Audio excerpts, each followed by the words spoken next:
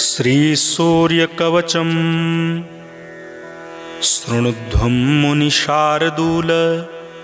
सूर्यस्य कवचं शुभं शरीरारोग्यदं दिव्यं सर्वसौभाग्यदायकं। देदीप्यमानमुकुटं स्फुरन्मकरकुण्डलं ध्यात्वा सहस्रकिरणं स्तोत्रमेतदुदीरयेत्। शिरो मे भास्करः पातु ललाटं मे मितद्युतिः। नेत्रे दिनमणिः पातु श्रवणे वासरेश्वरः। घ्राणं धर्मघृणिः पातु वदनं वेदवाहनः। जिह्वां मे मानदः पातु कण्ठं मे सुरवन्दितः। स्कन्धौ प्रभाकरः पातु वक्षः पातु जनप्रियः। पातु पादौ द्वादशात्मा सर्वाङ्गं सकलेश्वरः। सूर्यरक्षात्मकं स्तोत्रं लिखित्वा भूर्जपत्रके दधाति यः करे तस्य वशगाः सर्वसिद्धयः। सुस्नातो यो जपेत् सम्यक् योधीते स्वस्थमानसः। सह रोगमुक्तो दीर्घायुर्मुखं पुष्टिं च विन्दति। शृणुध्वं मुनिशार्दूल। सूर्यस्य कवचं शुभं शरीरारोग्यदं दिव्यं सर्वसौभाग्यदायकं। देदीप्यमानमुकुटं स्फुरन्मकरकुण्डलं ध्यात्वा सहस्रकिरणं स्तोत्रमेतदुदीरयेत्। शिरो मे भास्करः पातु ललाटं मे मितद्युतिः। नेत्रे दिनमणिः पातु श्रवणे वासरेश्वरः। घ्राणं धर्मघृणिः पातु वदनं वेदवाहनः। जिह्वां मे मानदः पातु कण्ठं मे सुरवन्दितः। स्कन्धौ प्रभाकरः पातु वक्षः पातु जनप्रियः। पातु पादौ द्वादशात्मा सर्वाङ्गं सकलेश्वरः। सूर्यरक्षात्मकं स्तोत्रं लिखित्वा भूर्जपत्रके दधाति यः करे तस्य वशगाः सर्वसिद्धयः। सुस्नातो यो जपेत् सम्यक् योधीते स्वस्थमानसः। सह रोगमुक्तो दीर्घायुर्मुखं पुष्टिं च विन्दति। शृणुध्वं मुनिशार्दूल। सूर्यस्य कवचं शुभं शरीरारोग्यदं दिव्यं सर्वसौभाग्यदायकं। देदीप्यमानमुकुटं स्फुरन्मकरकुण्डलं ध्यात्वा सहस्रकिरणं स्तोत्रमेतदुदीरयेत्। शिरो मे भास्करः पातु ललाटं मे मितद्युतिः। नेत्रे दिनमणिः पातु श्रवणे वासरेश्वरः। घ्राणं धर्मघृणिः पातु वदनं वेदवाहनः। जिह्वां मे मानदः पातु कण्ठं मे सुरवन्दितः। स्कन्धौ प्रभाकरः पातु वक्षः पातु जनप्रियः। पातु पादौ द्वादशात्मा सर्वांगं सकलेश्वरः सूर्यरक्षात्मकं स्तोत्रं लिखित्वा भूर्जपत्रके दधाति यः करे तस्य वशगाः सर्वसिद्धयः सुस्नातो यो जपेत् सम्यक् योधीते स्वस्थमानसः सह रोगमुक्तो दीर्घायुर्मुखं पुष्टिं च विन्दति। शृणुध्वं मुनिशार्दूल सूर्यस्य कवचं शुभं शरीरारोग्यदं दिव्यं सर्वसौभाग्यदायकं देदीप्यमानमुकुटं स्फुरन्मकरकुण्डलं ध्यात्वा सहस्रकिरणं स्तोत्रमेतदुदीरयेत्। शिरो मे भास्करः पातु ललाटं मे मितद्युतिः नेत्रे दिनमणिः पातु श्रवणे वासरेश्वरः घ्राणं धर्मघृणिः पातु वदनं वेदवाहनः जिह्वां मे मानदः पातु कण्ठं मे सुरवन्दितः स्कन्धौ प्रभाकरः पातु वक्षः पातु जनप्रियः पातु पादौ द्वादशात्मा सर्वांगं सकलेश्वरः सूर्यरक्षात्मकं स्तोत्रं लिखित्वा भूर्जपत्रके दधाति यः करे तस्य वशगाः सर्वसिद्धयः सुस्नातो यो जपेत् सम्यक् योधीते स्वस्थमानसः सह रोगमुक्तो दीर्घायुर्मुखं पुष्टिं च विन्दति।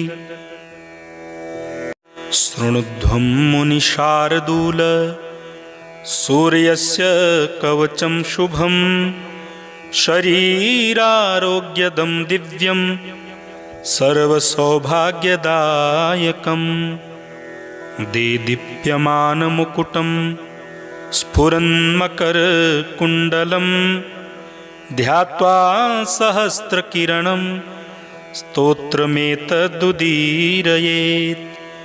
शिरो मे भास्करः पातु ललाटं मे मितद्युतिः नेत्रे दिनमणिः पातु श्रवणे वासरेश्वरः घ्राणं धर्मघृणिः पातु वदनं वेदवाहनः जिह्वां मे मानदः पातु कण्ठं मे सुरवन्दितः स्कन्धौ प्रभाकरः पातु वक्षः पातु जनप्रियः पातु पादौ द्वादशात्मा सर्वांगं सकलेश्वरः सूर्यरक्षात्मकं स्तोत्रं लिखित्वा भूर्जपत्रके दधाति यः करे तस्य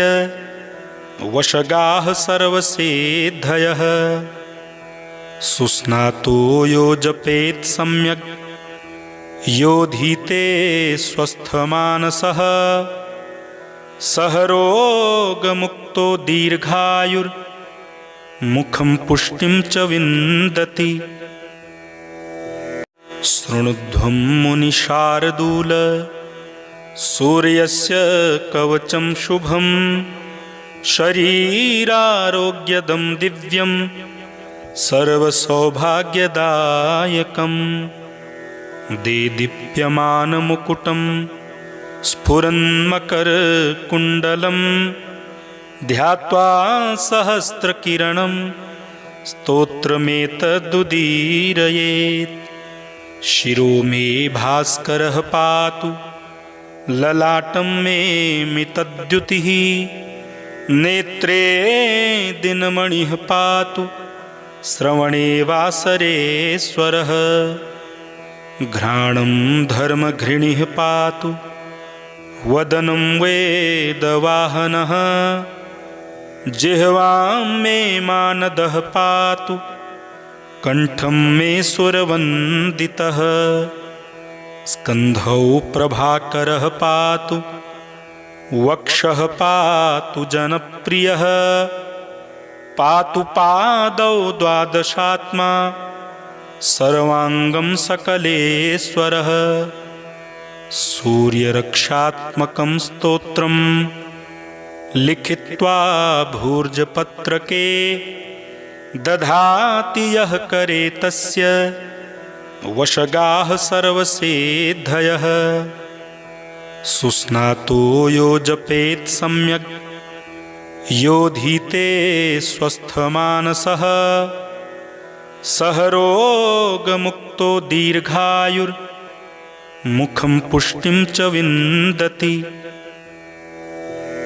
शृणुध्वं मुनिशार्दूल सूर्यस्य कवचं शुभं शरीरारोग्यदं दिव्यं सर्वसौभाग्यदायकं देदीप्यमानमुकुटं स्फुरन्मकरकुण्डलं ध्यात्वा सहस्रकिरणं स्तोत्रमेतदुदीरयेत्। शिरो मे भास्करः पातु ललाटं मे मितद्युतिः नेत्रे दिनमणिः पातु श्रवणे वासरेश्वरः घ्राणं धर्मघृणिः पातु वदनं वेदवाहनः जिह्वां मे मानदः पातु कंठं मे सुरवन्दितः स्कन्धौ प्रभाकरः पातु वक्षः पातु जनप्रियः पातु पादौ द्वादशात्मा सर्वांगं सकलेश्वरः सूर्यरक्षात्मकं स्तोत्रं लिखित्वा भूर्जपत्रके दधाति यः करे तस्य वशगाः सर्वसिद्धयः सुस्नातो यो जपेत् सम्यक् योधीते स्वस्थमानसः सह रोगमुक्तो दीर्घायुर्मुखं पुष्टिं च विन्दति। शृणुध्वं मुनिशार्दूल सूर्यस्य कवचं शुभं शरीरारोग्यदं दिव्यं सर्वसौभाग्यदायकं देदीप्यमानमुकुटं स्फुरन्मकरकुण्डलं ध्यात्वा सहस्रकिरणं स्तोत्रमेतदुदीरयेत्। शिरो मे भास्करः पातु ललाटं मे मितद्युतिः नेत्रे दिनमणिः पातु श्रवणे वासरेश्वरः घ्राणं धर्मघृणिः पातु वदनं वेदवाहनः जिह्वां मे मानदः पातु कंठं मे सुरवन्दितः स्कन्धौ प्रभाकरः पातु वक्षः पातु जनप्रियः पातु पादौ द्वादशात्मा सर्वांगं सकलेश्वरः सूर्यरक्षात्मकं स्तोत्रं लिखित्वा भूर्जपत्रके दधाति यः करे तस्य वशगाः सर्वसिद्धयः सुस्नातो यो जपेत् सम्यक् योधीते स्वस्थमानसः सह रोगमुक्तो दीर्घायुर्मुखं पुष्टिं च विन्दति।